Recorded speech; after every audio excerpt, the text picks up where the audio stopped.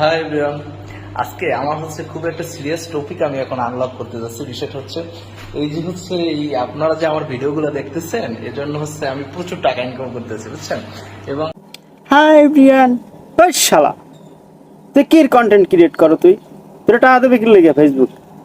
তুই কি হোমন দিয়ে হওয়ায় মার্ক জুকারবার্গের হোমন দিয়ে হওয়ায় ঢং মারাইতে আইসে ফেসবুকে, আর জ্বালায় ফেসবুকে থাউন যায় না। আমি এনসিপি করি, হ্যাঁ, ওই যে সবাই বলে আর কি। তো আমি এনসিপি করি, তো এই ফেসবুকের ভিউর টাকা এবং এনসিপির টাকা দিয়ে, এনসিপির চাঁদাবাজির টাকা দিয়ে আমি আমার ছোটখাটো একটা শখ পূরণ করছি। দেখবেন এই বাসায় একটা 70,000 টাকার একটা ওয়াশিং মেশিন লাগাই ফেলাইছি, বুঝছেন। সব হলো আপনাদের এই ফেসবুকের ভিউর টাকা এবং সব এনসিপির টাকা। আপনারা সবাই প্রচুর চেষ্টা করতে থাকেন ভাই, প্রচুর তেল মারতে থাকেন এবং প্রচুর ভিডিও কন্টেন্ট তৈরি করতে থাকেন। এই রকমের আপনারাও পারবেন ভাই। ধন্যবাদ।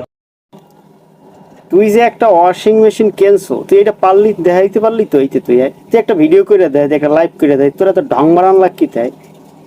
তোরে কেউ মনে রায়? আর তোরে কেউ জিগায়?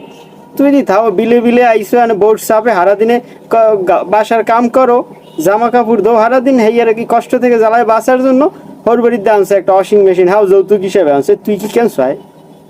তুই তো বরগুনিতে দি ভাড়াই দিলাই, আমরা কি দেই নাই? তুই আইসো ফেসবুকে এই করতে, শালা সব করলি তো পারো। ওটা দেখাতি যে আই এম ওয়াশিং মেশিন, আমি একটা ওয়াশিং মেশিন কিনছি, এটা যাইলি তো হইতে।